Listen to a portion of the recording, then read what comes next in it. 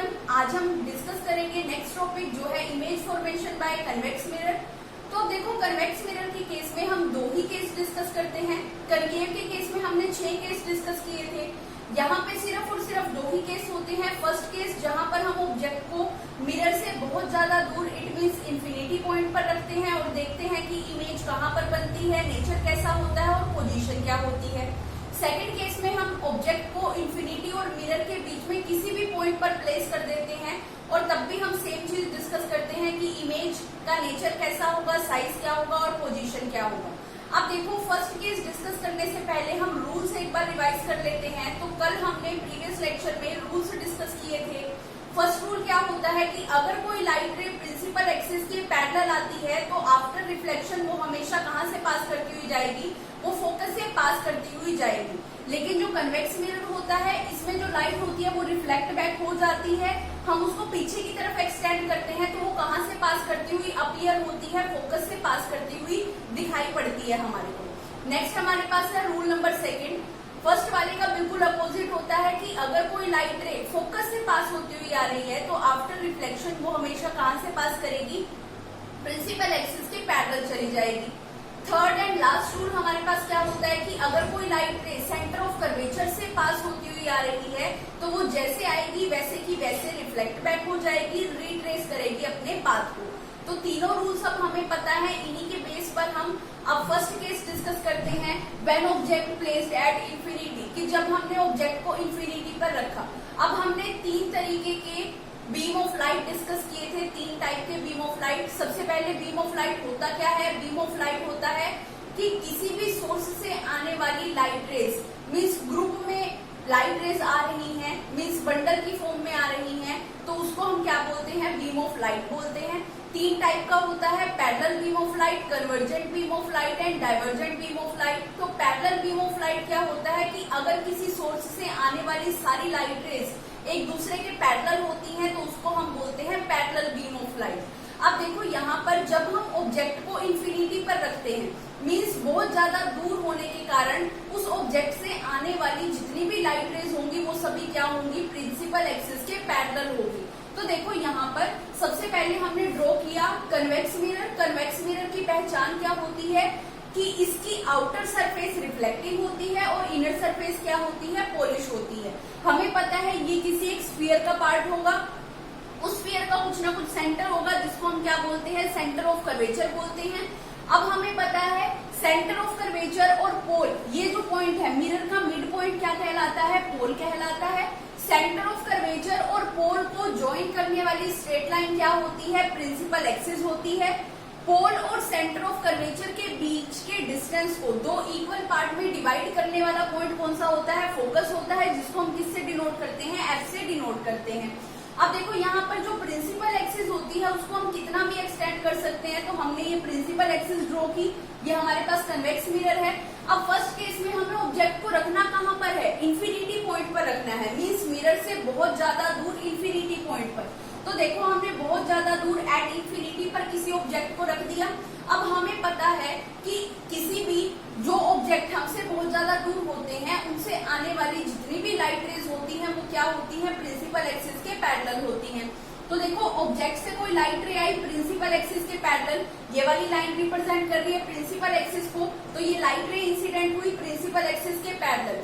अब according to rule number 1, अगर कोई लाइट रे प्रिंसिपल एक्सिस के पैरेलल आती है तो आफ्टर रिफ्लेक्शन वो कहाँ से पास होती हुई जाएगी? फोकस से पास होती हुई चली जाएगी, रिफ्लेक्ट बैक हो जाएगी। तो देखो, ये जो लाइट रे प्रिंसिपल एक्सिस के पैरेलल आई, जैसे ही आके मिरर से टकराती है तो क्या होगा? रिफ्लेक्शन होगा, रिफ्लेक्ट बैक हो जाएगी। तो यहीं से क्या हो गई? ये लाइट रे रिफ्लेक्ट बैक हो गई इस डायरेक्शन में। जब हमने इसको पीछे की डायरेक्शन में एक्सटेंड करके देखा तो ये कहाँ से पास होती हुई जा रही थी? एफ पॉइंट से, मीन्स फोकस से पास होती हुई जा रही थी।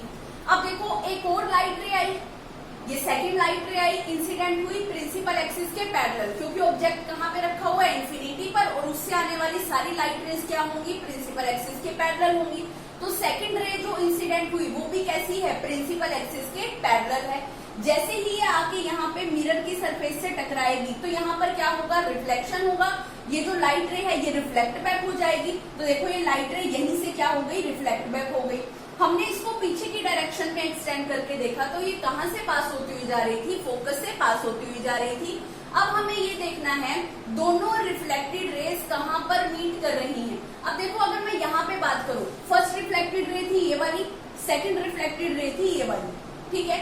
अब अगर मैं इन दोनों की बात करूं तो ये दोनों लाइट रेज क्या कर रही हैं, डाइवर्ज कर रही है, दूर दूर जा रही हैं। जितना आप इनको आगे बढ़ाते जाओगे और ज्यादा दूर जाती जाएंगी। इट मीन्स ये यहाँ पे तो मीट नहीं कर रही हैं। हमने मिरर के पीछे देखा ये कहाँ से पास कर रही थी, फोकस से पास कर रही थी, मीन्स इस पॉइंट पर ये मीट कर रही हैं। तो इमेज कहाँ पर बनेगी, फोकस पर बनेगी। अब देखो साइज की अगर मैं बात करूं तो पॉइंट साइज की इमेज बन रही है, तो इमेज का साइज कैसा होगा, पॉइंट साइज, और पोजीशन क्या होगा, एट एफ। अब देखो यहाँ पर अब हमें बताना है नेचर कि वो जो इमेज बनी है उसका नेचर क्या होगा। अब देखो नेचर की अगर मैं बात करूं, ये यहाँ पे ये जो मिरर है ये मिरर के बिहाइंड बन रही है जो इमेज बनी है। और आपको पता है मिरर की दो सरफेस होती हैं, एक रिफ्लेक्टिंग सरफेस और बैक साइड पे क्या कर रखा होता है, पेंट कर रखा होता है, पॉलिश सरफेस होती है। तो मिरर के बैक साइड पे कोई इमेज नहीं बनती है। इट मीन्स ये जो लाइट रेज थी ये एक्चुअल में मीट नहीं कर रही थी, वर्चुअली मीट कर रही थी। इस वजह से जो इमेज होगी उसका नेचर कैसा होगा, वर्चुअल होगा। और जो इमेज है वो कैसी होगी, इरेक्ट नेचर की होगी। तो यहाँ पर इमेज का नेचर कैसा होगा, वर्चुअल एंड इरेक्ट। क्यों, क्योंकि जो लाइट रेज है वो एक्चुअल में मीट ना करके वर्चुअली मीट कर रही है, इसलिए नेचर कैसा होगा, वर्चुअल एंड इरेक्ट होगा। साइज कैसा है इमेज का, पॉइंट साइज है। और कहाँ पर पोजीशन क्या है ऑब्जेक्ट की, सॉरी इमेज की क्या है, एट एफ की फोकस पॉइंट पर क्या बनी है, इमेज बनी है। इस केस में हमने किया क्या, ऑब्जेक्ट को रखा इंफिनिटी पर। हमें पता है जो ऑब्जेक्ट हमसे बहुत ज्यादा दूर होते हैं उनसे आने वाली लाइट रेज क्या होती हैं, पैरेलल होती हैं। तो दो लाइट रेज इंसिडेंट हुई प्रिंसिपल एक्सिस के पैरेलल, जैसे ही आके वो मिरर से टकराएंगी रिफ्लेक्ट बैक हो जाएंगी। हमने उनको पीछे की डायरेक्शन में मिलाकर देखा तो वो कहाँ पर मीट कर रही थी, फोकस पर मीट कर रही थी। तो जहां पर दोनों रिफ्लेक्टेड रेज मीट करती हैं वहीं पर क्या बनती है, इमेज बनती है। तो इमेज कहाँ पर बनी, मिरर के बैक साइड पे, किस पॉइंट पर, फोकस पॉइंट पर बनी है। अब देखो नेचर कैसा होगा, एक्चुअल में लाइट रेज मीट नहीं की, वर्चुअली मीट की है, इसलिए जो इमेज का नेचर होगा वो वर्चुअल एंड इरेक्ट होगा। साइज आपको पता चल ही गया, पॉइंट साइज की इमेज बनी है। और पोजीशन क्या होगी, एट एफ, फोकस पॉइंट पर क्या बनेगी, आपकी इमेज बनेगी। सेकंड केस डिस्कस करते हैं। सेकंड केस में हम ऑब्जेक्ट को कहाँ पर रखेंगे, बिटवीन इंफिनिटी एंड मिरर। अब देखो ये मिरर में ये पॉइंट क्या है, पोल। तो इंफिनिटी और पोल के बीच में आप किसी भी पॉइंट पर ऑब्जेक्ट को रखो तो जो इमेज होगी वो उसी पॉइंट पर ही बनेगी।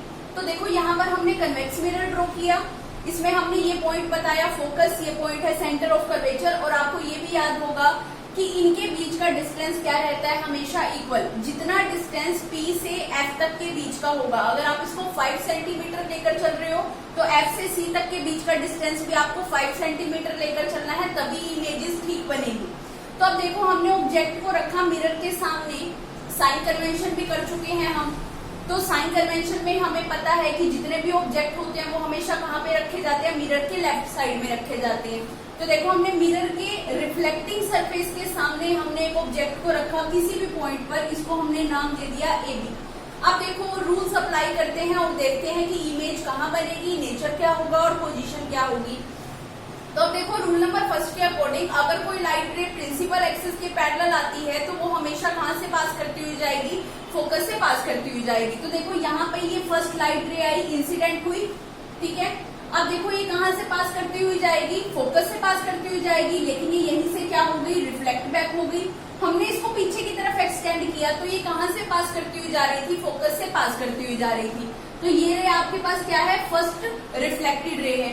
अब देखो according to rule number third कि अगर कोई लाइट रे सेंटर ऑफ कर्वेचर से पास होती हुई आती है तो वो जैसे आएगी वैसे की वैसे वापस चली जाएगी, मींस रिट्रेस करेगी अपने पाथ को। तो देखो ये सेकंड लाइट रे इंसिडेंट हुई, यहाँ पे आके मिरर से टकराई, यहीं से ही क्या हो गई, वापस चली गई। जब हमने इसको पीछे की तरफ एक्सटेंड करके देखा, ये सेंटर ऑफ कर्वेचर से पास हो रही थी। तो according to rule number third अगर कोई लाइट रे इस तरीके से इंसिडेंट होती है कि जब हम उसको एक्सटेंड करके देखें वो कहाँ से पास हो रही हो, सेंटर ऑफ कर्वेचर से पास हो रही होती है, तब वो अपने पाथ को रिट्रेस करती है। तो देखो यहाँ पर ये जो लाइट रे थी ये सेंटर ऑफ कर्वेचर से पास होती हुई आ रही थी, तो जैसे आई वैसे की वैसे वापस चली गई। तो देखो एक रिफ्लेक्टेड रे ये वाली थी, सेकंड रिफ्लेक्टेड रे ये वाली थी। अगर इन दोनों को आगे बढ़ाएं तो ये और ज्यादा इनके बीच में डिस्टेंस होता जाएगा। इट मीन्स ये दोनों लाइट रेज क्या कर रही हैं, डाइवर्ज कर रही हैं। तो अब हमने पीछे की तरफ जो इसको एक्सटेंड किया था वहां पर देखते हैं कि दोनों लाइट रेज, दोनों रिफ्लेक्टेड रेज कहाँ पर मीट कर रही हैं। तो इस पॉइंट पर दोनों रिफ्लेक्टेड रेज क्या कर रही थी, मीट कर रही थी। तो इस पॉइंट पर क्या बनेगी, इमेज बनेगी। अब आपको पता है प्रिंसिपल एक्सिस के ऊपर जो भी इमेज बनती है वो हमेशा कैसी होती है, इरेक्ट होती है। प्रिंसिपल एक्सिस के नीचे जो भी इमेज बनती है वो कैसी होती है, वो होती है इन्वर्टेड इमेज। तो अब यहाँ पर देखो, यहाँ पर जो इमेज बनी है ये प्रिंसिपल एक्सिस इसके ऊपर बनी है, तो इसलिए इमेज कैसी होगी, इरेक्ट इमेज होगी। अब बात करते हैं कि वर्चुअल होगी या रियल होगी। अब हमें पता है दोनों लाइट रेज एक्चुअल में मीट नहीं कर रही हैं, वर्चुअली मीट कर रही हैं। पीछे की तरफ एक्सटेंड किया। आपको पता है मिरर के बैक साइड पे कोई इमेज नहीं बनती है, क्योंकि मिरर के बैक साइड पे क्या होते हैं, पॉलिश सरफेस होती है। तो यहाँ पर देखो वर्चुअली मीट कर रही है। वर्चुअली मीट करने के कारण जो इमेज का नेचर होगा वो कैसा होगा, वर्चुअल होगा। तो इमेज का नेचर क्या है, वर्चुअल एंड इरेक्ट है, क्योंकि लाइट रेज एक्चुअल में मीट ना करके वर्चुअली मीट कर रही है। और जो इमेज बनी है वो प्रिंसिपल एक्सिस के ऊपर बनी है, इसलिए इमेज कैसा ही है, इरेक्ट इमेज है। उसके बाद अगर मैं साइज की बात करूं तो देखो ऑब्जेक्ट का साइज क्या था, लार्ज था, और जो इमेज बनी है वो स्मॉल साइज की बनी है। तो साइज कैसा होगा, स्मॉल साइज होगा।